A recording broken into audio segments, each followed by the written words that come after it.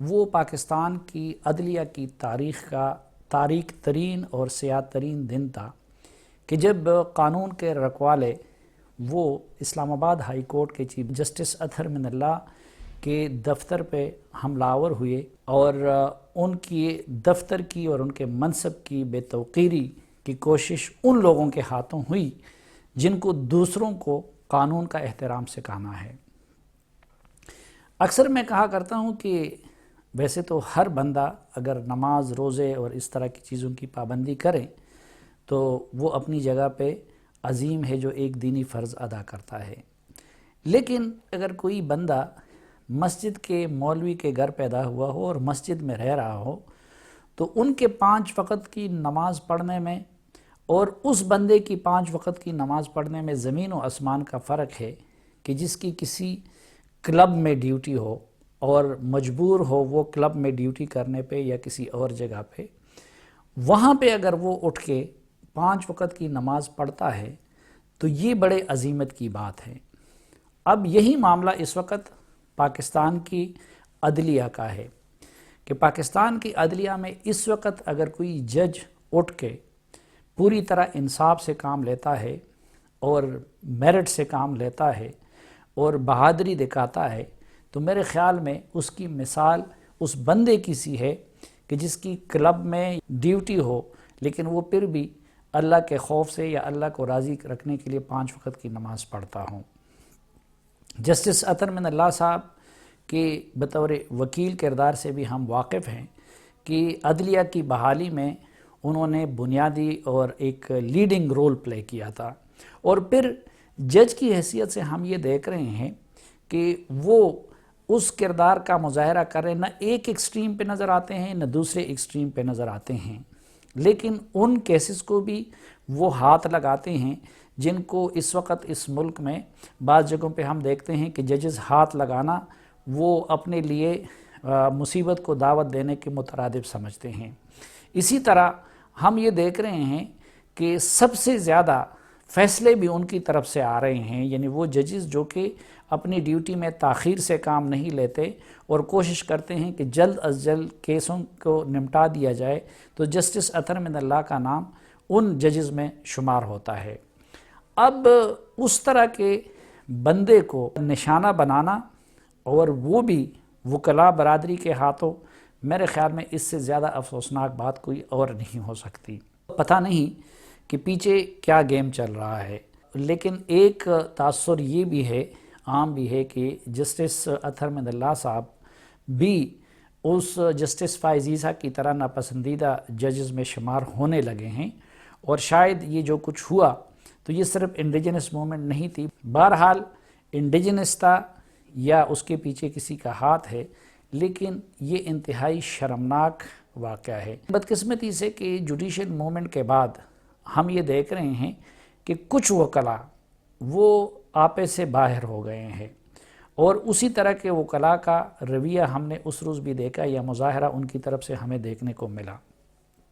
اس وقت میں اپنے آپ کو اس پوزیشن میں نہیں سمجھتا کہ ان لوگوں کو نصیحت کروں، لیکن وکلاء صاحبان کو ایک بات میں ضرور عرض کرنا چاہتا ہوں، اور وہ یہ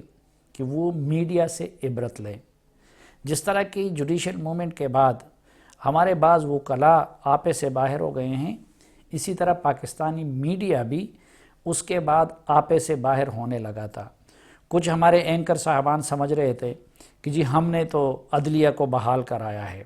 ہمارے ہاں کچھ لوگ مفتی بننے کی کوشش کر رہے تھے، ہمارے کچھ لوگ ججز بننے کی کوشش کر رہے تھے۔ اسی طرح میڈیا مالکان کا رویہ بھی بہت تبدیل ہو گیا تھا۔ چنانچہ آپے سے باہر ہونے کا اور اپنے لمٹ سے نکلنے کا نتیجہ یہ نکلا کہ میڈیا کی قدر وہ لوگوں کی نظروں میں ناقدری میں تبدیل ہو گئی، اور ہم میڈیا کے لوگوں کے بارے میں دلوں میں جو عزت تھی وہ اب نہیں رہی، اور اس کا نتیجہ یہ نکلا کہ جب میڈیا کی پٹائی شروع ہوئی تو پھر سوسائٹی کے باقی طبقات، وہ سیاستدان تھے یا خود ججز تھے یا خود وکیل تھے، وہ پھر تماشا دیکھتے رہے، اور آج ہم نے دیکھا کہ اس میڈیا میں مالکان کو بھی مار پڑ رہی ہے، اس میں اینکرز کو بھی مار پڑ رہی ہے، اس میں کالم نگاروں کی بھی مار پڑ رہی ہے، اور جو سب سے بڑی ضرورت ہے میڈیا کی، اس سے ان کو محروم کر دیا گیا ہے۔ مثلا میڈیا کے لیے آزادی وہ سانس اور آکسیجن کی حیثیت رکھتی ہے، اسی طرح اس کے لیے فائنانسز وہ غذا کی حیثیت رکھتے ہیں،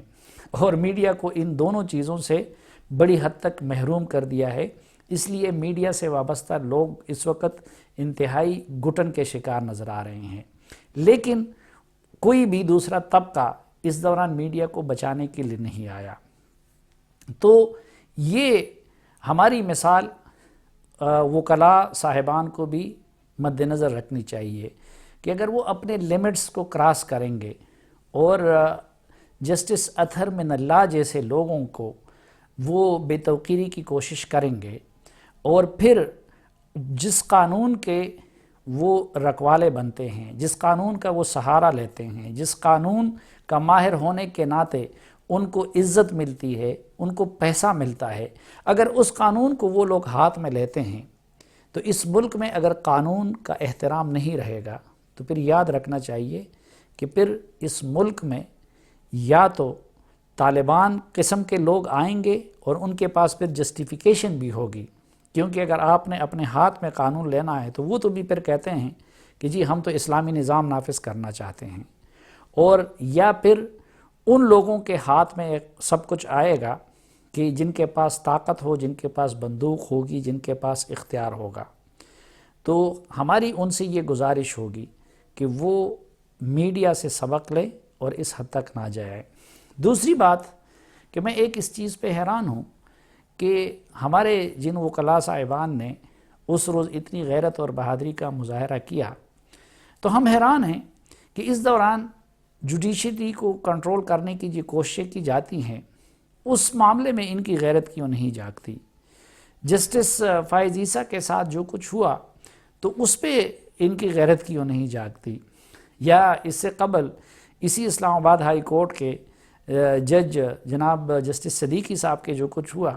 اس پہ ان لوگوں کی غیرت کیوں نہیں جاگتی؟ اور اسی طرح درجنوں کی اور مثالیں ہیں، لیکن ان کی غیرت جاگی تو وہ بھی ایک اپنے آفیسز کے مسئلے پہ، اور پھر وہ بھی انہوں نے اگر اس کے نتیجے میں رد عمل دکھایا تو وہ بھی حکومت کے خلاف یا طاقتوروں کی بجائے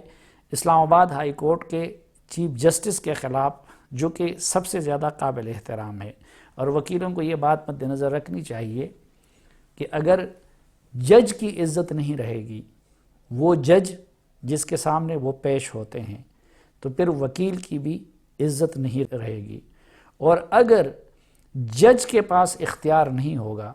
تو پھر وکیل کے پاس بھی اختیار نہیں آ سکتا، پھر یہاں پہ لاقانونیت ہوگی، یہ ملک شہر ناپرسان ہوگا، اور جس کی لاٹھی اس کی بینس والا معاملہ ہوگا۔ یہ کتنے دکھ اور افسوس کی بات ہے کہ وہ عدالت جس نے مجھے بھی انصاف دینا ہے، جس نے اس سوسائٹی کے مظلوموں کو انصاف دینا ہے، اس عدالت کے چیف جسٹس کو اب خط لکھنے پہ اور اپنا دکڑا مختلف جو وکلاء تنظیمیں ہیں ان کو سنانے پہ مجبور کر دیا گیا۔ اگر ہائی کورٹ کے جج، اور وہ بھی عام جج نہیں بلکہ جسٹس اطہر من اللہ جیسے باوقار جج، اور وہ بھی اسلام آباد ہائی کورٹ کے عام جج نہیں بلکہ اس کے چیف جسٹس، ان کے ساتھ اگر یہ سلوک ہوگا تو پھر اس ملک میں کوئی بھی محفوظ نہیں رہ سکتا۔